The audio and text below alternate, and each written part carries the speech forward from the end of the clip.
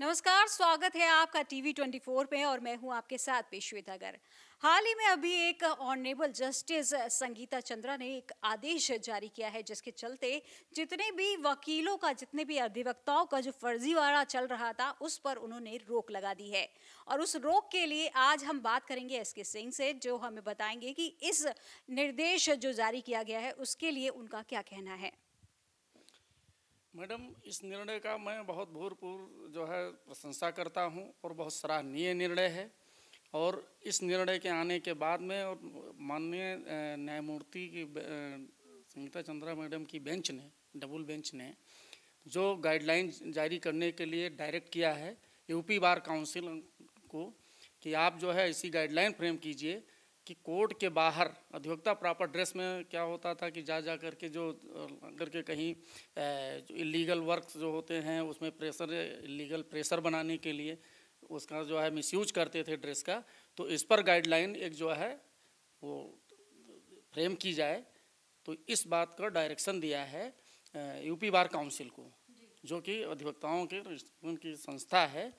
तो उसको डायरेक्ट किया है कि आप गाइडलाइन फ्रेम कीजिए और कि ताकि इसका जो है दुरुपयोग ना हो ड्रेस का। जी। अच्छा सिंह साहब, मुझे ये बताइए कि जो इन्होंने अभी निर्देश जारी किया गया है तो क्या वो अभी से एप्लीकेबल हो चुका है या एप्लीकेबल होने की कोई तारीख निर्धारित की गई है। देखिए, जजमेंट में माननीय न्यायमूर्ति महोदय ने जो ये कहा है वो गाइडलाइन फ्रेम करने के लिए डायरेक्ट किया है यूपी बार काउंसिल को। और चूंकि गाइडलाइन फ्रेम करना है यूपी बार काउंसिल को, तो यूपी बार काउंसिल जो है उसको फ्रेम कर देगी उसी दिन से। जो है ये जो है अधिवक्ता, चूँकि एडवोकेट्स एक्ट के तहत जो गाइडलाइन जो यूपी बार काउंसिल फ्रेम करेगी उसको मानने के लिए बाध्य है, otherwise it would be misconduct. अच्छा, ये अचानक से इस तरीके का फैसला लेने के पीछे क्या कारण है कि या तो उनके पास बहुत ज़्यादा इसके रिगार्डिंग बहुत ज़्यादा कंप्लेन आई होंगी, तो अचानक से इस तरीके का आदेश जारी करने के पीछे क्या मकसद है। देखिए, इस आदेश को जारी करने के पीछे मकसद ये है कि होता क्या है कि जो रजिस्टर्ड नहीं भी हैं, काली कोट और बैंड पहन करके चले जाते थे कब्जा करवाने, इलीगल वर्क करवाने, पब्लिक में एक तरीके से टेरर फैलाने के लिए।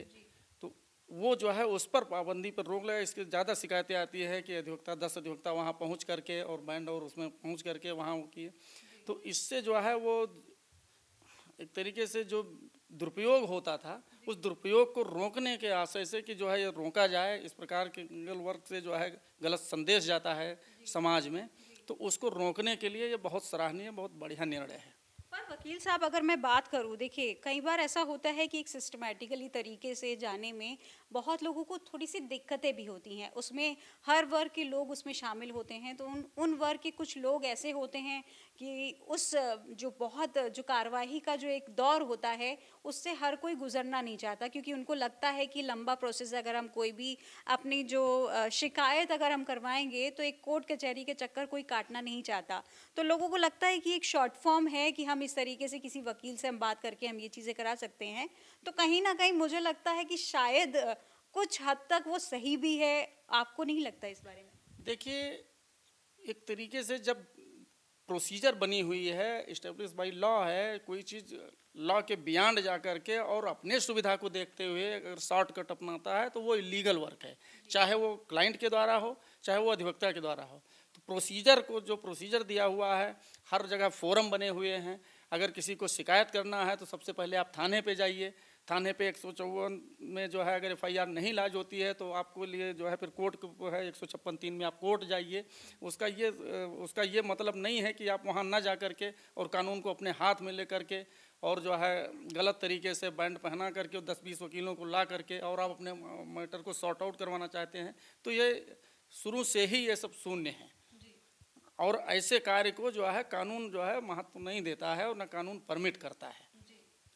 तो अब ये है कि जो बीपीएल लाइन के जो नीचे जो लोग होते हैं, खासकर वो लोग इस तरीके की हरकतें ज़्यादा करते हैं। इस तरीके के लोग मतलब कि कोई ना कोई ऐसा वकील हायर करके वो चाहते हैं कि सस्ते में थोड़ा सा निपट जाए, तो शायद ये कारण भी हो सकता है कि इस चीज़ों को बढ़ावा मिल रहा है।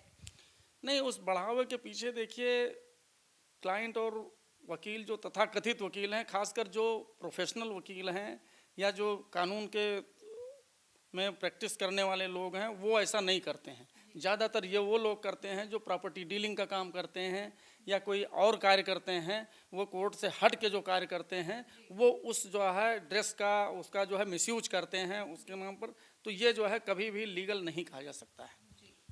तो इस फैसले से आप पूरी तरीके से संतुष्ट हैं? पूरी तरीके से हम सहमत हैं और बहुत खुशी है और धन्यवाद देना चाहते हैं ऑनरेबल बेंच को, जिस बेंच ने बढ़िया ऑर्डर किया है। कम से कम अब एक गाइडलाइन फ्रेम हो जाएगी और जो इलीगल वर्क करने वाले हैं, जो काली कोर्ट की आड़ में जो बहुत जो है वो छिपे हुए हैं, जो माफिया छिपे हुए हैं, जो उनके ऊपर जो है लगाम लग जाएगी और कोई काली कोट पहन करके और बाहर जाकर दुरुपयोग नहीं करेगा। तो अभी हमने बात की हाई कोर्ट के एक अधिवक्ता एसके सिंह से, जिन्होंने हमें बताया कि डिवीजन बेंच की ऑनरेबल जस्टिस संगीता चंद्रा ने एक आदेश जारी किया है जिसके माध्यम से ये रोक लगाई गई है कि जो हाई कोर्ट प्रेमिसेस के बाहर अपनी वर्दी का गलत इस्तेमाल करते हैं वो उस वर्दी का गलत इस्तेमाल नहीं कर पाएंगे, और जिसके लिए उन्होंने यूपी बार काउंसिल को एक आदेश जारी करने के लिए भी कहा गया है।